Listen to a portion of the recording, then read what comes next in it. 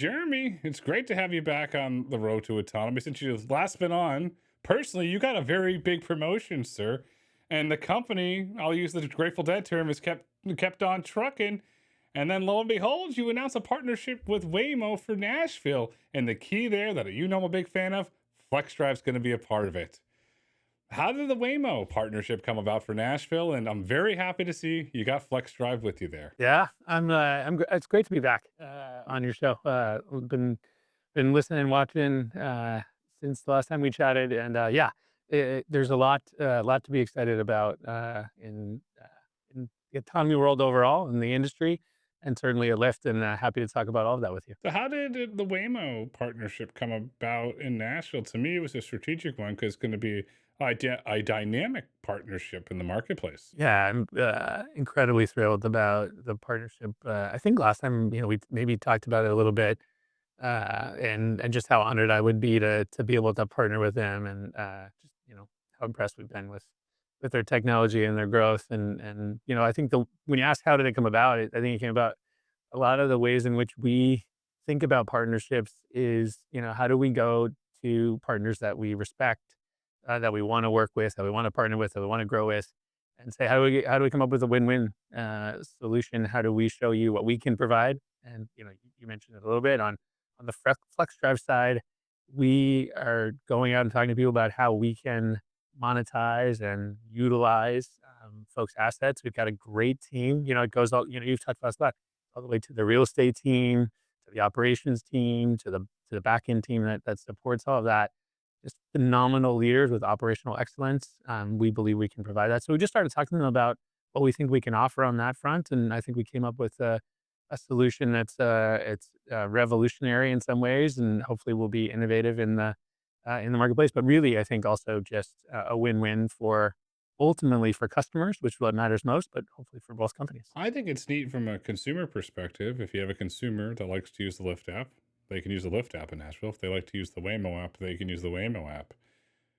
Was that a hard bargain to get that done? Because I like it from a consumer standpoint, but from a business standpoint, was that a hard bargain that you had to happen? I don't think so much hard bargain is like it required a lot of back and forth, a lot of conversations to make sure we got what, construct we think works for everyone. But to your point, it really is to the customer, right? And we want to make sure on our marketplace, right, that customers come. And I think overall what you'll see and what we hope to see in all of the autonomous future, but what you'll see, starting in Nashville and other places is we want to provide a great service to the customer. And I think by having autonomous vehicles on our platform, adding that to our what we talk about as a hybrid network, it should produce a better marketplace overall, and we'll give customers choice. We'll also give them better ETAs. We'll also give them, get them to their destination faster, and give them a great experience and one that they want. And do you feel, I mean, and having spent some time in Nashville, there are certain times of the day, and you have better data than just my on the ground analysis, where you see demand spike. Where if you're out at Vanderbilt, you can't get downtown at certain times of day traffic,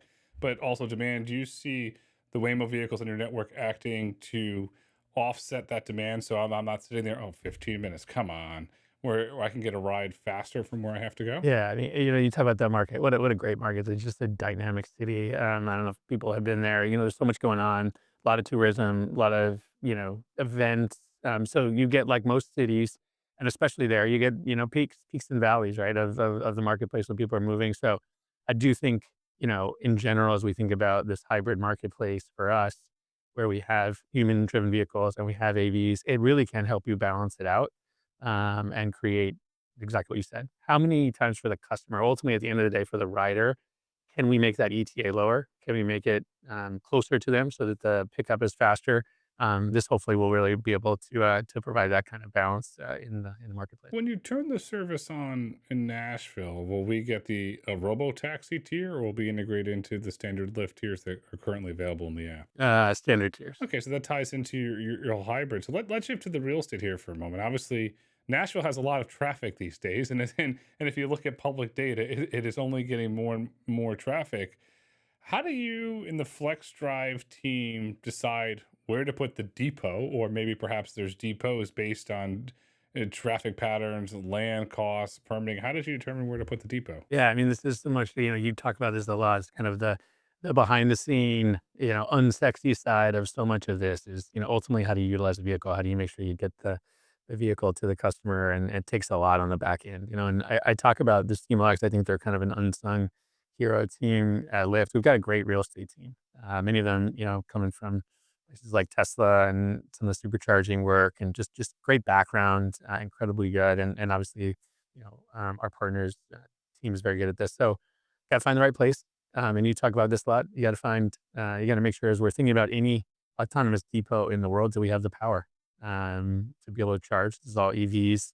You got to be able to have, the power, and you got to be able to have it in a place that can get the vehicles out. I mean, ultimately, what we're trying to do is have the most uptime. Make sure that the autonomous vehicles are out and ready to be utilized, and that's the kind of the key. And you want to make sure you've got the right place for that. And we're gonna learn, and we're gonna make sure that we kind of utilize the resources we have to put those depots in the right spot, and then to make sure you have all the other places that you might need to make sure that the cars are charged and utilized as much as possible. And then are you leveraging your balance sheet to own the real estate, which is an asset, or are you looking to secure long-term leases for these properties? Yeah, I mean, I think we'll figure that out over time. I mean, I think we see the real value in our operational ability, right? And sort of Flexdrive over time as we've had all these sites. It's been a little bit less about leveraging the real estate, although, that might be, something that we should do moving forward, as much as it is ensuring that we have the operational rigor that there's a lot of people that can do fleet management, but to do fleet management in a ride-hailing business, right? Where it's much different, and in an AV future look different than it does today. We wanna make sure our most important asset here is the operational ability to make sure the car is ready to go, cleaned, it's serviced, it's charged, and it's out. And so we'll think a little bit about how we might leverage the real estate, but I think that's the most important thing as we think about Nashville or anywhere else where we're gonna be managing AV fleets through FlexDrive. And if you think about AV fleets, most individuals think, oh, it's cool, it's a robotaxi, it drives itself. But as you know, you have to have the technicians that can look at the wheels, and look at the treads, check. Another thing, you have to check the safety belts. We take it for granted, but you have to check all these things in order for, let's just call it, if you want to say Flex Drive certified or Lyft certified, after the AV comes in, it's just called a shift. It gets back from a shift. Do you certify individuals to look for certain things and say, I don't know, I'm just gonna say old school, check it off the box, but I'm sure there's an app where you hit the button, okay, green, ready to go.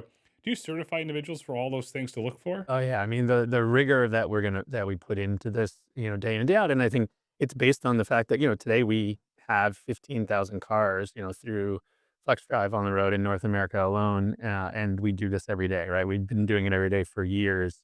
So there's a whole set of processes and systems, a whole set of training that happens to make sure. I mean, you've got to make sure that everything is checked, as you mentioned, all the way down to the seatbelt work. Does the are the tires, right? And all of those things we're gonna be checking.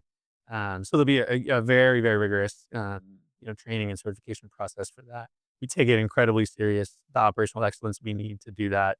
And we're gonna continue to improve, and I think we'll be best in class. I've said this very publicly, and I'll say this again. I think Flex Drive is a huge asset for Lyft, especially as more and more vehicles turn to autonomy. And if you're staying on the asset theme, we talked about it last time. You acquired Freenow, expanding to Europe. Will you take your world-class asset, what is FlexDrive, with you over to Europe as well as you expand robotaxis? Yeah, no, I'm excited to talk to you about. I don't think last time we talked, I don't think we were in Europe yet. So I'm excited to talk to you about that. To your question, absolutely. I mean, we want to take all that knowledge and the incredible talent we have. One of the great things about our acquisition of Free Now is there, similarly, like just a lot of talent on that team, business development talent, operational talent. There's a lot more operations that happen in European markets in the way in which it's regulated. So you got to have a lot more on the ground presence, essentially, than we have to have in North America. And they've got a best in class team. We're going to combine that with our best in class knowledge from the Flex Drive team to be able to provide that same level of fleet management in Europe. When you were looking at acquiring Freenow, how strategic was all of the permits and licenses that they had to operate in these municipalities, cities, and airports? Because you and I know from a policy standpoint, that's very hard to get all of those very quickly. Oh, totally. I mean, I actually think, when we looked at them, one of the things I liked the most was actually the strength of their policy team. They have, in each of the countries where they operate, they've got a really strong, public affairs, policy, government relations team. They've built really good relationships with regulators. They have built that over time. You can't replicate that overnight, right? It takes time to do that.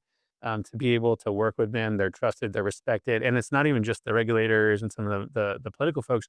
It's also the local operators. In this case, the taxi operators. They've got great relationships with them. They've been working with them for years on the operations side. So I think you mirror those two together, and we really saw part of the value of Freenow being those relationships on the policy side, and that obviously is really important as you think about the autonomous future. We said offline when I was in Athens last March. I tell you, I saw more free now vehicles at the Parthenon. I was like, wow, wow, wow, wow. I mean, it was free branding. It was right there, and they're all lined up to take you around Athens. Which, you want to talk about a crazy driving environment? It's probably one of the craziest driving environments I've ever experienced. And so, you and I know European cities are different.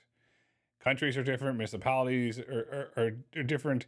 Uh, with that in mind, and also the weather, how are you thinking about deploying AVs across the European continent? And you also publicly announced that you are going into the UK as well. Yeah.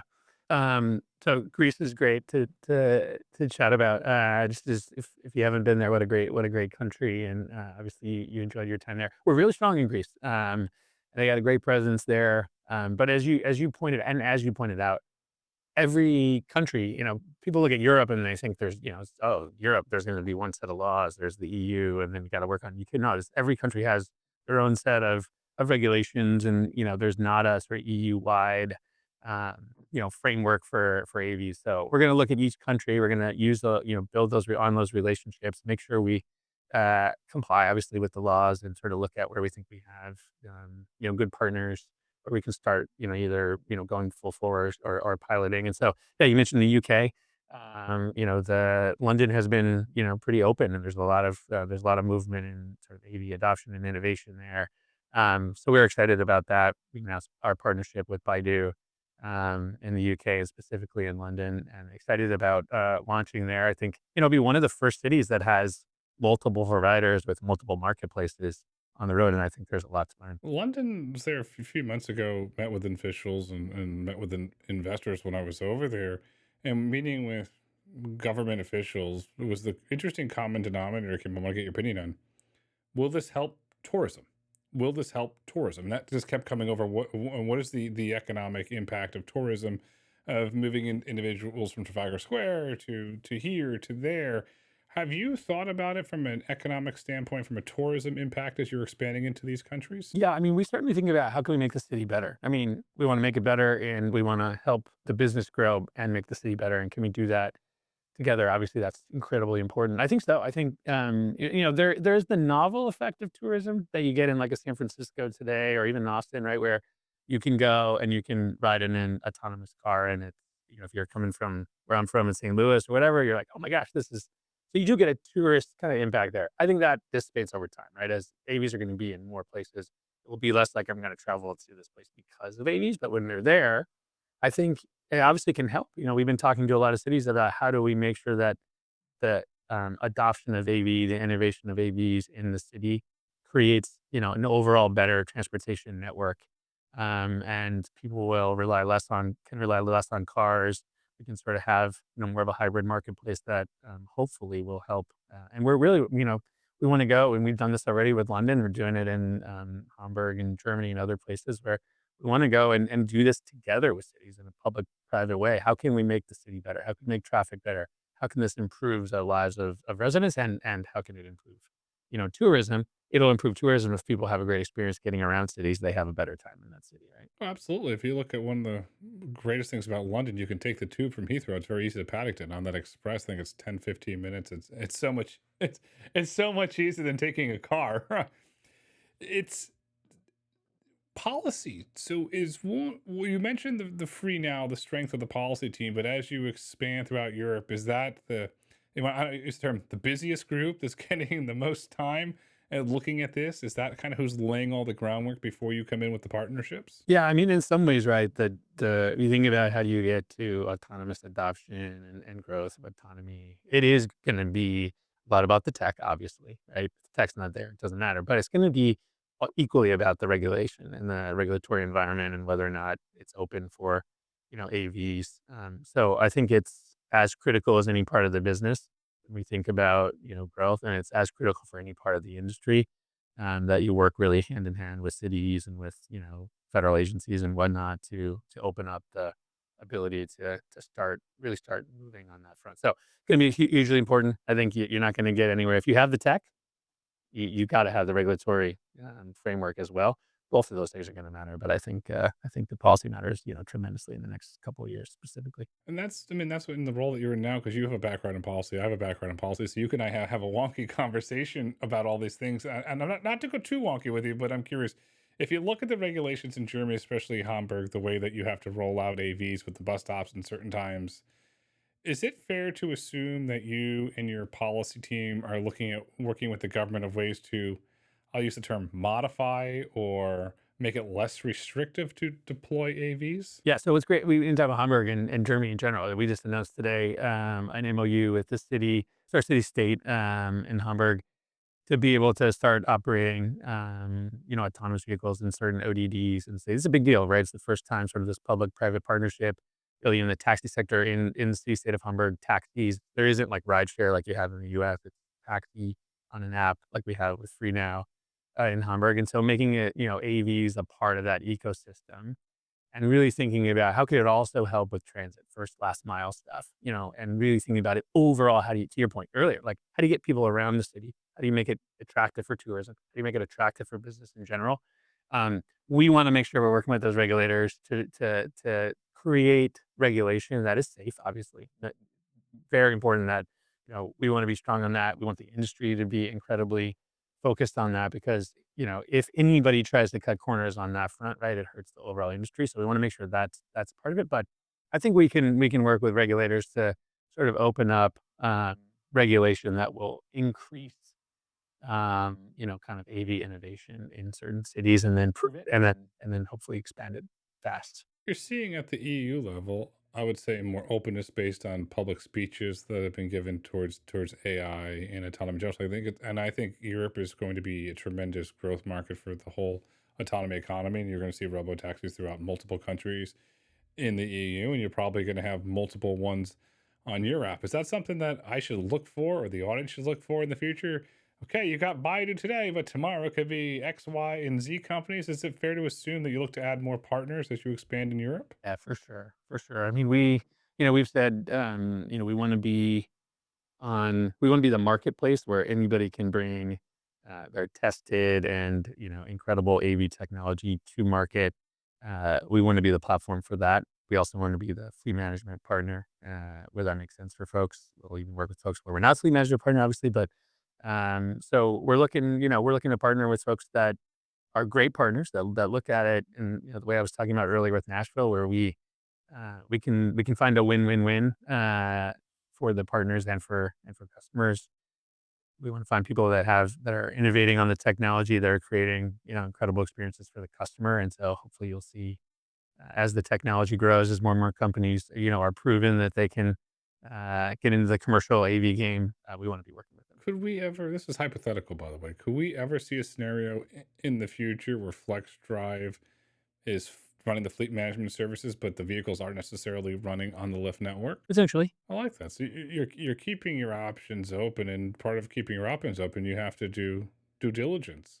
Why Baidu? Why the RT6 platform for both the UK and Europe? yeah. So our team, went looked at all kind of the technology out there. When you look at Baidu, right, they have a proven track record of the technology working, of the technology scaling, the miles they've driven. We've had great conversations with their leadership. We came, very similar to other conversations we have, came to, get to know them and understand that we can work together and we can have a partnership that's mutually beneficial to both companies and provides a great service to the customer. So we're excited about partnering with them, in the vehicle that they have. That may change, right? The vehicle may change over time, but a great partner. And we're working. This gets your early points about the regulatory environment. Working really closely with the regulators to make sure we've kind of gotten all of the questions answer and really work through all of the diligence on that and can provide something that the public feels great about, that the companies can really, put a great product on the street for customers. And we're excited about partnership with them. And hopefully that won't be the only, it'll be one of the places we start, but hopefully work with them on other locations. So if you look at the potential of moving to, say, multiple locations with Baidu, and as we've seen from their deployments on the mainland in China, they use different vehicle types. Even going back to Sunnyvale when they were testing the Go program in the Valley, different vehicle types.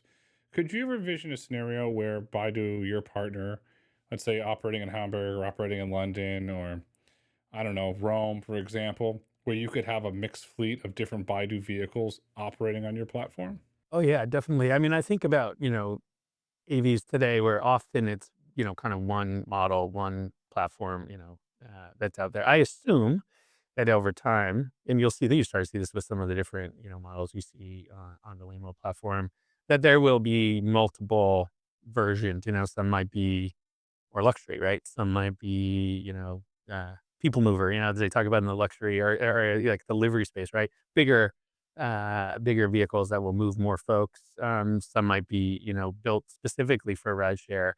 We hope to see that kind of diversification. I think it all gets to the point earlier about choice and options for the consumer. So I hope that's part of the future. I don't think that's tomorrow's future, just given like the production scale and where you need to get to be able to make the case to the folks that are producing to make multiple vehicle types. But I think you'll see that certainly. What type of numbers are we looking at? Have you published any public numbers of what you're imagining these fleet size growing to? We haven't published anything. Like we'll do what we have done in a lot of other places. I think we'll start with the handful or so, and then sort of grow it over time. But we have big ambitions here. We want it to be a significant presence in London and then to other cities as well. And then when should we, from a consumer standpoint, start to expect these vehicles to begin testing and then eventually, hopefully, commercial operation? Yeah, I think you'll start seeing testing this year, and then commercial operation. As soon as we got to make sure we get through again, as we talked about earlier, all the regulatory approvals, and then but we want consumers to be in autonomous vehicles, to have that experience, to put them on that marketplace, to really figure out how to run the most efficient, best, customer obsessed marketplace possible in this hybrid future as soon as possible. So we're sprinting and pushing, working as hard as we can to make sure we're ready. So I'll put that in for the audience and to I'll clarify that based on UK law. So we're potentially looking at Q4 because the government's public with this Q4 26 for testing, launch sometime for 27 based on the way that the UK law is written. So obviously you have partners in Europe, you have partners in America. Could we ever at some point see a cross pollination where one of you take one of your American partners, go to Europe, take one of your European partners, come to America and see some cross pollination across the Lyft network? I hope so. Like I said earlier, I hope we're seen as a partner that people want to work with, they want to grow with, and I think if we can show and prove that we've got a great marketplace that is a great place to have your AV utilized. We show that we can do the kind of fleet management best in class. That partners will want to work with us, in many markets in the U.S., in North America, and then in Europe, and hopefully beyond. So that's the goal. We're very honest people. We're going to prove it. We're going to make partners realize that working with us will make their business better. Will help them grow, and we can grow together. Because you keep going back to the marketplace, which you are. You're a platform or a marketplace because you basically connect buyers and sellers. How do you see that marketplace changing and evolving over time? Yeah, I hope, and I think this is true, and not just wishful. That we will prove this out. Is biggest thing about the marketplace is it's going to grow. And it's going to grow because of the service. Because I think that hybrid network will really start to show people that this is the way you can move around on our marketplace. You're going to have a great experience. You're going to be able to get faster ETAs. You're going to be able to see that over time, getting even better price points to move people. So I think number one, we want it to grow. We want it to become, it will be hybrid. People will have, different experiences, more choice. We're going to continue. Drivers will continue to be core to that. Our customer service will be core to that. Our ability to, provide that level of service that people really want. The other thing I hope you'll see from the Lyft marketplace is, we've really expanded our luxury offerings over the last couple of years. And we were known, you know, our competitor was known more in the luxury space. We were known more as the fist bump neighbor, and I think we both continue to be a brand I think that's really welcoming to folks, but also really a brand that if folks either want that business travel, right, or they want that really special night out, that they find a great experience on the Lyft platform on the luxury as well. So I think you'll see that kind of growth, the innovation with AVs, and even more innovation in other types of ways to get people around. You forgot the most important thing, Jeremy. The pink mustache. I remember when you guys had the fist bump and you had the pink mustache, and I think I first came across you in Boston or Santa Monica, and the thing poor thing was on there forever, and the person had Christmas lights in the vehicle. I was like, oh boy, this is an experience. And Who's that character? I sat in the back seat and I got a no, no, no, that's not how this works. You sit in the front seat and you fist bump. And it was a fascinating conversation about art. I don't remember the specific type of art, but it was just this fascinating conversation. So that's one end of the spectrum. The other end is luxury. Is luxury going to be a growth market for you? Yeah, I think so. I think we continue to uplevel our service for all rides, and we're really focused on that. And you've talked and listened to David talk about this when he came in. It's this customer obsession and upleveling the service level, the hospitality, not just are we on time and can we get you an affordable price, but also can you have a great experience in the car, and that extends to all the AV conversations that we're having. So we're upleveling that overall. We're also, really seeing growth in our Black SUV offerings. I think you saw maybe earlier this year we acquired a company out of Scotland called TBR, which provides sort of global chauffeur experience. They are best in class, just absolutely great service levels, and we're very excited about working with them as we grow that part of the business. Yeah, but to me, that acquisition signaled that you were definitely going up market. And if you look at not competitors, various, I would call them, um, I don't know what word you use for them, but if you look at airlines and you look at the data that's come out from the airlines earnings calls, you have United and Delta, American. Oh boy, they've got to figure that one out. But if you look at United and Delta, they're selling more business class tickets than they're selling coach tickets. They're making more revenue. So the market's clearly attuned for experiences. And as David says quite a bit publicly, it's all about the experience. If you're customer obsessed and you have a great experience, you're going to have a great product, and then you're going to have repeat customers. And I have to say, whoever did your deal with JP Morgan, a really good deal. I use Lyft just because of I love that that dude. Yeah, relationship that you have there. yeah. It's awesome. You got me hooked on it because I I get my JPM points, so it works. So you're building the future, you're customer obsessed, you're expanding globally. Put this all together, Jeremy. What is the future of Lyft? I think it's bright. I think it's about growth, sustainable growth, and I think all the things you said. I mean, it's about taking the customer obsession to the next level. It's about innovating. There's going to be a hybrid network in the future. We're going to provide great service to folks who are on the network today. We're going to add more as we move forward. We're going to continue to be operationally excellent. We're going to continue to be a great partner for those folks out there. I think that will see us grow sustainably, and we're going to continue to grow globally. I think we're just started on that front. Lyft is growing globally, and if you haven't left the other one and tried Lyft, download the app and try it. I use it. It's a great experience. The future is bright. The future is autonomous. The future is Lyft. Jeremy, sir, thank you so much for coming back on the road to autonomy today. Grayson, thanks for having me, man.